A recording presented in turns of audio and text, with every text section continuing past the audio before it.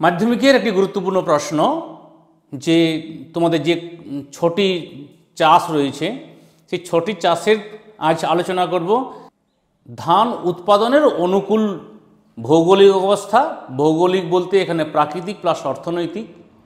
এরকম প্রশ্নটা হতে পারে যে ধান চাষের অনুকূল প্রাকৃতিক অবস্থা, ধান চাষের অনুকূল ভৌগোলিক অবস্থা।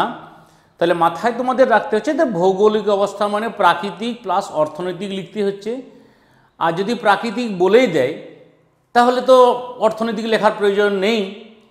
তাছাড়া প্রশ্ন হতে পারে ঘুরিয়ে যে মধ্যগঙ্গা সমভূমি, নিম্নগঙ্গা সমভূমি, অসমের ব্রহ্মপুত্র উপত্যকাতে ধান চাষের আধিক্যের কারণ কি।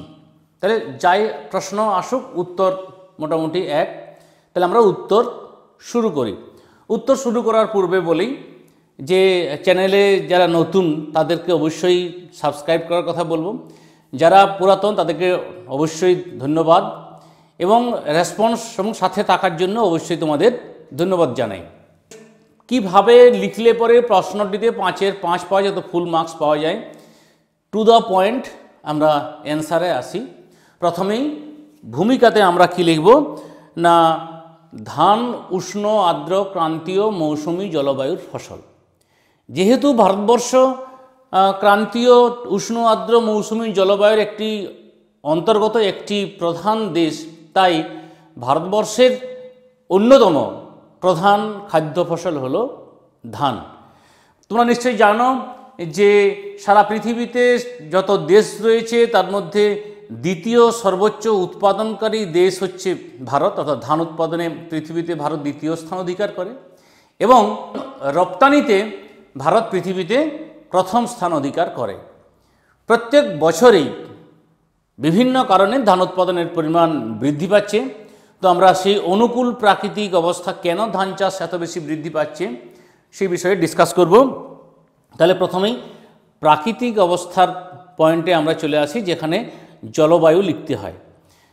জলবায়ু তাহলে প্রথম দিকে আমরা বলেছি ধান উষ্ণ আর্দ্র ক্রান্তীয় মৌসুমী জলবায়ুর প্রধান ফসল। জলবায়ুর যেটা মূল বিষয় সেটা হচ্ছে উষ্ণতা এবং বৃষ্টিপাত। খেয়াল রাখবে যে ধান চাষের অর্থাৎ ধানের চাষের শুরু থেকে শেষ পর্যন্ত কোনো প্রাকৃতিক অবস্থা সেটা কিন্তু সবসময় এক প্রয়োজন হয় না। চাষের বিভিন্ন অবস্থায় বিভিন্ন রকম প্রাকৃতিক পরিবেশের প্রয়োজন হয়।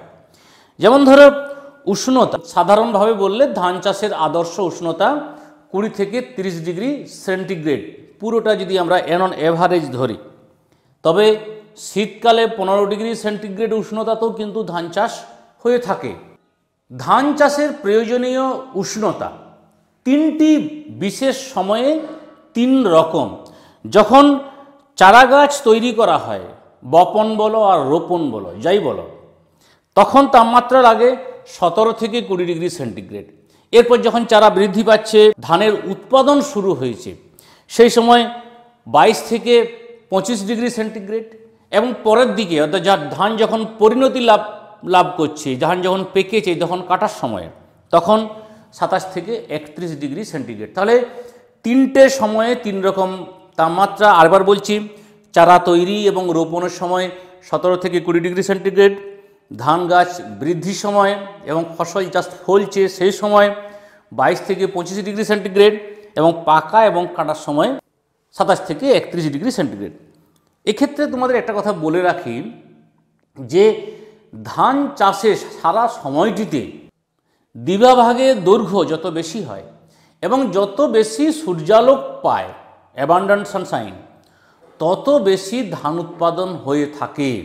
আর্দ্রতার সাথে সাথে এই বিষয়টি অত্যন্ত গুরুত্বপূর্ণ। সেকেন্ড পয়েন্ট তোমাদের লিখতে হয় বৃষ্টিপাত। জলবায়ুর সেকেন্ড পয়েন্ট বৃষ্টিপাত। তাহলে ধান গাছ লাগানো থেকে শুরু করে পাকা পর্যন্ত সারা সময়টাতে অর্থাৎ 3-4 মাস 4.5 মাসের সময়টা, এতে কিন্তু সবসময় সমান বৃষ্টিপাতের প্রয়োজন হয় না। অন এভারেজ আমরা বলতেই পারি 150 থেকে 300 সেন্টিমিটার বৃষ্টিপাতের প্রয়োজন হয়, অর্থাৎ সারা চাষে প্রচুর জলের প্রয়োজন হয়। আমরা যতগুলি চাষ করি তার মধ্যে সবথেকে বেশি জলের প্রয়োজন হয় ধান এবং পাটে, যে কারণে ধানকে তৃষ্ণার্ত ফসল বলা হয়, প্রচুর জলের প্রয়োজন হয় বলে। তবে 150 থেকে 2 সেন্টিমিটার বৃষ্টিপাত হলেও বিভিন্ন সময়ে যে বৃষ্টিপাতের তারতম্য থাকে, অর্থাৎ যখন ধান গাছ লাগানো হয়, চারা যখন বৃদ্ধি পায়, সেই সময় মাসে 15 সেন্টিমিটার কমপক্ষে বা ন্যূনতম বৃষ্টিপাতের প্রয়োজন।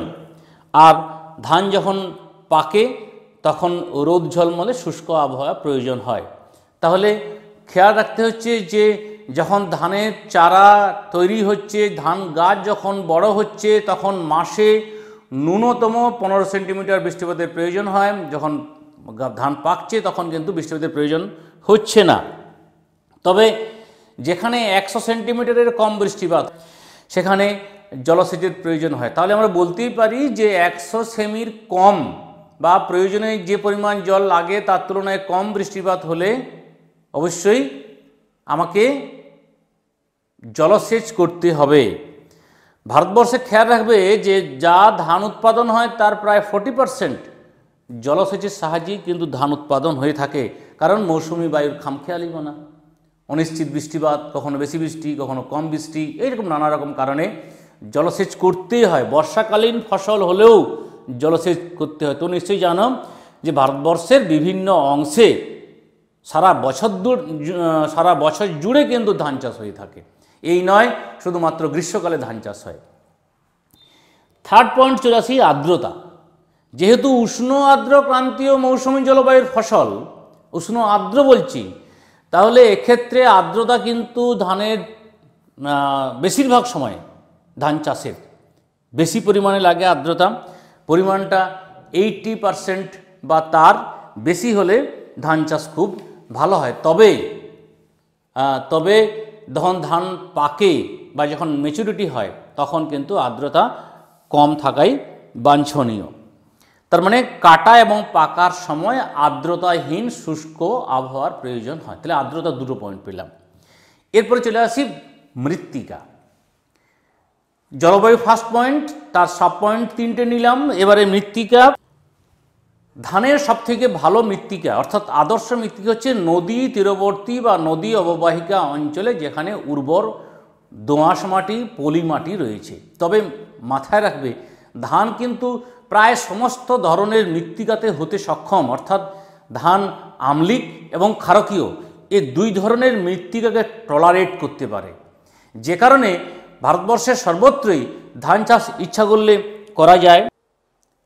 ধান চাষের প্রাথমিক অবস্থায় ধান জমিতে 10 থেকে 15 সেমি গোড়ায় জল দাঁড়িয়ে থাকতে হয়। কতদিন? 40 থেকে 45 দিন। তাই মাটির নিচের স্তরে, অর্থাৎ যে মাটিতে ধান চাষ হচ্ছে তার 2 ফুট 3 ফুট বা 5 ফুট তলায় কাদামাটির অর্ধপ্রবেশ্য বা অপ্রবেশ্য শিলাস্তর থাকা প্রয়োজন। কারণ ওই শিলাস্তর জলটা ধরে রাখে, ফলে ধান গাছের গ্রোথ ভালো হয়। সমস্ত ধরনের মাটিতে, অর্থাৎ লোহিত মাটি, পার্বত্য মাটিতেও ধান চাষ হয়, কৃষ্ণ মৃত্তিকাতেও ভালো ধান চাষ হয়। তাহলে ধান চাষ ভারতবর্ষের সর্বত্রই হয়, সেখানে জলের সাফিসিয়েন্সি থাকলে ধান চাষ করা যায়। নেক্সট চলে আসি ভূমির রূপ বা ভূমির প্রকৃতি। এটা তোমার মোটামুটি প্রাকৃতিকের শেষ পয়েন্ট। সমতল ভূমি ধান চাষের পক্ষে আদর্শ। সমতল ভূমি হতে পারে, নিচু ভূমি হতে পারে, যেখানে জল দাঁড়ানোর সুযোগ রয়েছে সেখানে। যে কারণে নদী তীরবর্তী অববাহিকা অঞ্চল, নদী অববাহিকা অঞ্চল, নদী উপত্যকা অঞ্চলে যেখানে প্লাবন ভূমি রয়েছে, যেখানে ভূমিভাগ সমতল, সেখানে ধান চাষের আদর্শ উপযুক্ত পরিবেশ তৈরি হয়।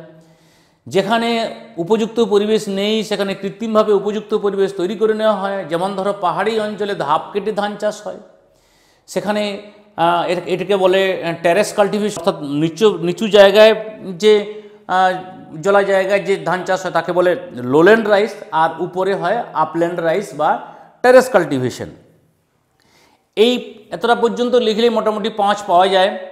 তবে তোমাদের এক্ষেত্রে বলে রাখি, যদি অনুকূল ভৌগোলিক অবস্থা বলে তাহলে কিন্তু আমাকে শ্রমিকের কথা এবং আরেকটি পয়েন্ট মূলধনের কথা লিখতে হয়। সেটা হচ্ছে শ্রমিক ধান সমনিবিড় প্রগাঢ় ফসল, অর্থাৎ ধান চাষের শুরু থেকে শেষ পর্যন্ত ধান লাগানো, মানে অর্থাৎ চারা গাছ রোপণ, মাটি তৈরি, আগাছা নিড়ানো, জমিতে সার প্রয়োগ, কীটনাশক প্রয়োগ, জৈব সার, রাসায়নিক সার সমস্ত প্রয়োগ, যন্ত্রপাতি চালানো ইত্যাদি কাজে, অর্থাৎ ধান কাটা, ধান মাড়াই, ঝাড়াই সমস্ত কাজে পশু শক্তি এবং পেশি শক্তির প্রাধান্য রয়েছে।